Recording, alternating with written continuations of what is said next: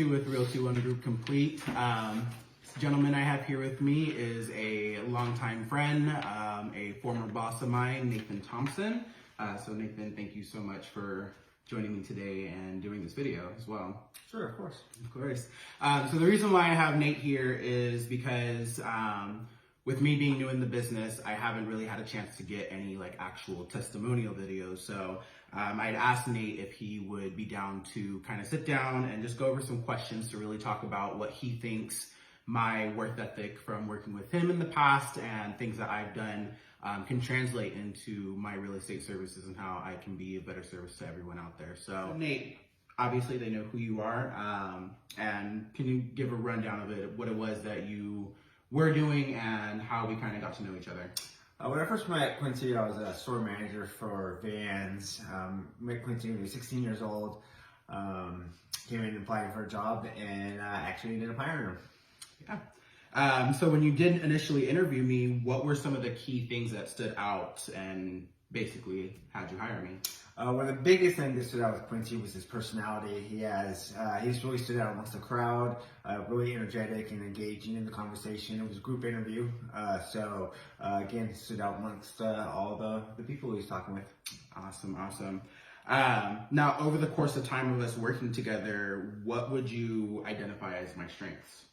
Again, go back to personality, but one of the biggest strengths is your willingness to get the job done. So again, anytime that I would come with an idea or something that I want to accomplish, you're on top of it, already trying to figure out how you can make it happen, who are going to be the best people to use, and then go from there. So really proactive, and really just took over any work assignment that I delegated down to you. Awesome. Now, obviously, with strengths, there are some weaknesses that I'm pretty sure you would love to share with everybody. But yeah, what would be some of those weaknesses that you said that would have? So two weaknesses that stand out to me. One is, like I said, willingness to really get the job done. Sometimes he would take it on all himself and not really allow some of his peers or some of his direct reports to support him in that. And then the second biggest one would be sometimes he had a little bit of an attendance issue. So definitely probably wouldn't want to schedule Quincy in the very early mornings to see a house, because I don't think he's active until about 8:30 a.m. Hey, that's all changed. Times have changed, okay? Yeah, no, he's definitely grown up since, I hired Quincy when he was 16 years old. So again, it's at least 5 years now that I've known him. So for sure. Now, can you describe a time when you think I was able to think outside of the box that resulted in a positive result for the business, for the team, or even for yourself? The biggest thing I can think of is, again, I had that idea about some training, and you really, again, kind of mapped it out, started to figure out who needed to do what, check the schedule, and really just pinpointed down and then sent the communication to the rest of the team to ensure that it was executed and then held accountable in the best way, and that means through this follow-up and ensuring that the rest of his peer group was ensuring that the training was going on with the direct reports. Sweet. And then could you also describe a time that I went above and beyond for a customer, for the team, or again for the business as a whole?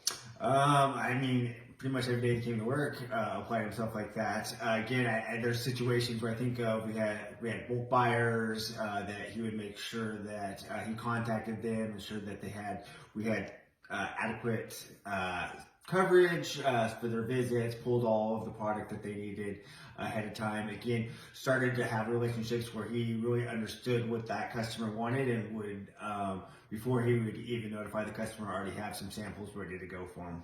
Sweet.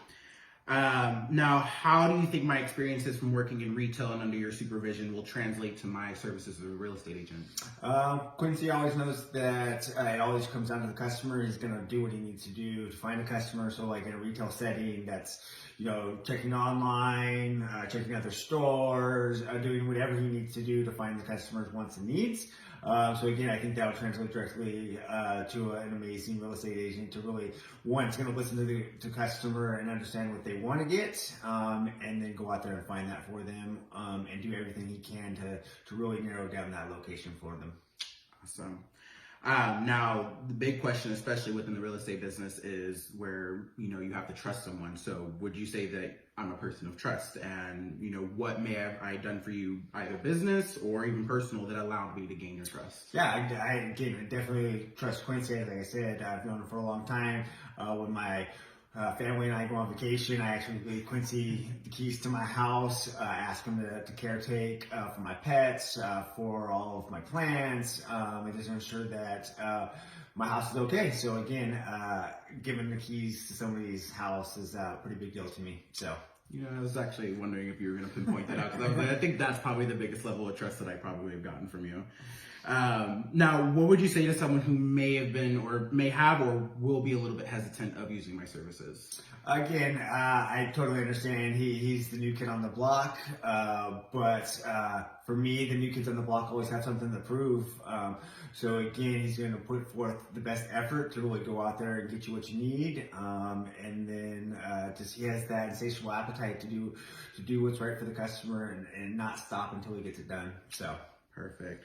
And then obviously, would you recommend my real estate services to friends, family, neighbors, or coworkers? And what would you say to them? Most definitely. I would say that I got a real good person I know that's diving into the real estate business. Again, has something to prove, and then you take a chance with him because I totally trust him. And I've done it already, so I'm not soliciting for him because again, I would put my name behind him, and to me, that's a big deal. Perfect. But yeah, thank you guys again for watching. Really appreciate it. If you have any questions, comments, concerns, please email me or you can shoot me a text message. Information will be down below. Thanks, guys.